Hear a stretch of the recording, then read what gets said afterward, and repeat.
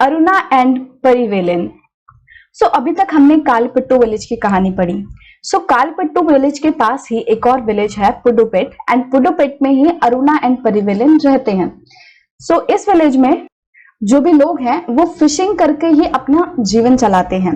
People here earn their living by fishing. Pudupet में रहने वाले लोग जो है वो मछलियां पकड़ते हैं और उनको बेचकर पैसा कमाते हैं। इनके जो घर हैं वो समुद्र के ही पास हैं, और जब हम देखेंगे इनके घर के आसपास चारों तरफ कैटमरीन्स एंड नेट्स बिखरे हुए होते हैं। कैटमरीन्स क्या होते हैं? कैटमरीन्स वो बोट्स होती हैं जिनसे ये फिश पकड़ने जाते हैं, ठीक है, और नेट्स हो गए वो जाले जिनसे वो फिश पकड़ते हैं। 7 बजे के लगभग, सुबह के 7 बजे बीच पे बहुत ही ज्यादा हलचल होती है। क्यों होती है बहुत ही ज्यादा हलचल 7 बजे के लगभग?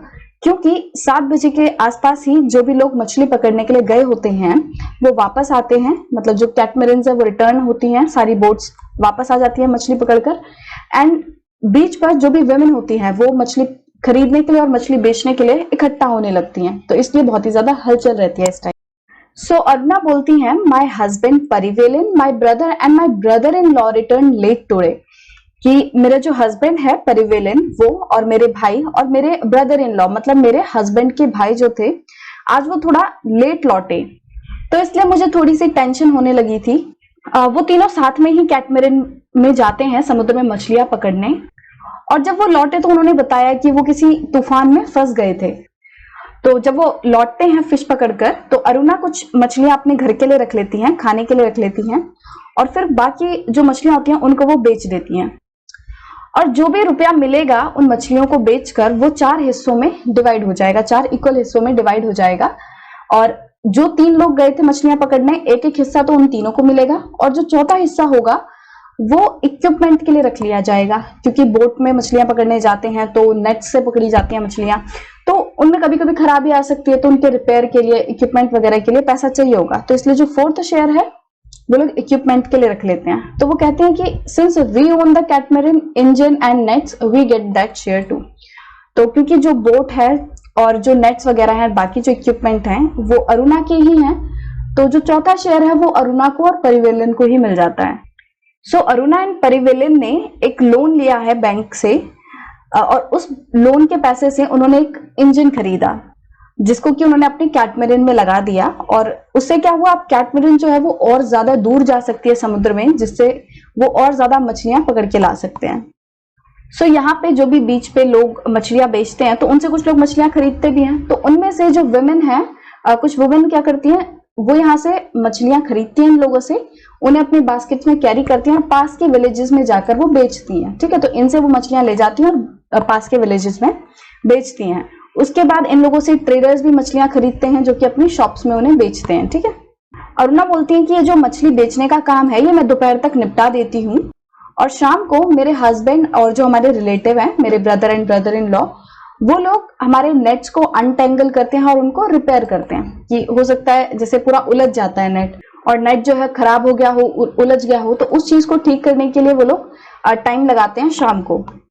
और उसके बाद अगले दिन सुबह 2 बजे वो लोग वापस से निकल जाते हैं मछलियां पकड़ने के लिए। और हर साल मॉनसून के महीने में, मॉनसून के टाइम लगभग 4 महीने वो लोग मछलियां पकड़ने नहीं जाते, क्योंकि इस टाइम पे मछलियां जो है, फिश जो है वो ब्रीड करती हैं, मतलब कि मछलियां जो है वो बच्चे देती हैं। अब अगर इस टाइम पे वो लोग मछलियों को पकड़ने चले जाएंगे तो फिर वो बच्चे जो है वो बड़े नहीं हो पाएंगे, और अगर बड़े नहीं हो पाएंगे तो फिर आने वाले टाइम में वो लोगों को मछलियां नहीं मिल पाएंगी। तो इसलिए वो लोग 4 महीने के लिए मछलियां पकड़ने नहीं जाते। बट ये जो 4 महीने होते हैं ये अरुणा और परिवेलन जैसे और बाकी लोगों के लिए भी काफी तकलीफ लाते हैं। क्यों? क्योंकि ये लोग जो है वो सिर्फ फिशिंग पे ही डिपेंड करते हैं, मछलियां पकड़ते हैं और उनको बेचते हैं, फिर जो पैसा मिलता है उससे खाते हैं, अपना घर चलाते हैं। तो जो एकमात्र सहारा है फिशिंग, तो वो 4 महीने तक वो पूरा बंद हो जाता है, वो नहीं कर पाते। तो उस टाइम इनके पास पैसा नहीं होता घर चलाने के लिए, बट घर तो चलाना है, तो इसके लिए वो लोग ट्रेडर्स से लोन लेते हैं, पैसा बोरो करते हैं। और जैसा कि हमने सेकर के केस में पढ़ा था कि कैसे जब वो ट्रेडर से लोन लेता है तो ट्रेडर क्या कंडीशन रखता है कि जो भी तुम प्रोड्यूस करोगे उसको मुझे ही बेचोगे, किसी और को जाके नहीं बेच सकते। तो इसी तरह जब अरुणा एंड परिवेलन जब लोन लेते हैं ट्रेडर से पैसे बोरो करते हैं तो वो भी यही कंडीशन रखता है कि जो भी तुम मछलियां पकड़ोगे उसे तुम मार्केट में ऑक्शन नहीं करोगे, तुम्हें मुझे ही बेचना होगा।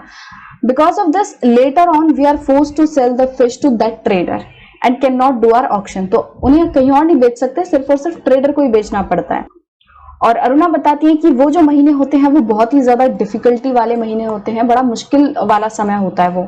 और लास्ट ईयर पिछले साल उन लोगों ने बहुत ही ज्यादा सफर किया सुनामी की वजह से, क्योंकि समुद्र के पास रह रहे हैं तो वहां पे सुनामी का भी खतरा बना रहता है। तो एक तो ऐसे ही मछली वगैरह नहीं पकड़ पा रहे हैं, ऊपर से सुनामी वगैरह भी आ जाती है, तो उन लोगों को काफी ज्यादा दिक्कतों का सामना करना पड़ता है। सो इस सेक्शन में हमने एक फिशिंग फैमिली के बारे में जाना कि किस तरह एक फिशिंग फैमिली जो है कितने टाइम पर वो जाती है, एकदम सुबह सुबह 2 बजे वो लोग मछली पकड़ने निकल जाते हैं। उनका पूरा डेली रूटीन क्या होता है, किस तरह उनको साल में कुछ महीनों की दिक्कत आती है और फिर वो लोग लोन लेते हैं और फिर बाद में अपनी मछलियां उन्हीं को बेचनी पड़ती हैं, उन ट्रेडर्स को ही। तो इस तरह हमने देखा कि किस तरह सिर्फ और सिर्फ गांव में रहने वाले कोई फार्मर्स वगैरह सिर्फ वही सफर नहीं करते, और बाकी जो लोग होते हैं, दूसरे लोग होते हैं जो मछलियां पकड़ते हैं, कुछ आप देखोगे तो जो फॉरेस्ट प्रोड्यूस इकट्ठा करते हैं, तो उन सबको भी काफी ज्यादा दिक्कतों का सामना करना पड़ता है। गांव में कुछ ही लोग होते हैं जो बहुत ज्यादा अमीर होते हैं, तो उनको उतनी ज्यादा दिक्कत नहीं आती, उन लोग की लाइफ जो है वो काफी अच्छे से चल जाती है। बट वो लोग जिनका कोई पर्टिकुलर साधन नहीं है पैसा कमाने का, उनको काफी ज्यादा सफर करना पड़ता है।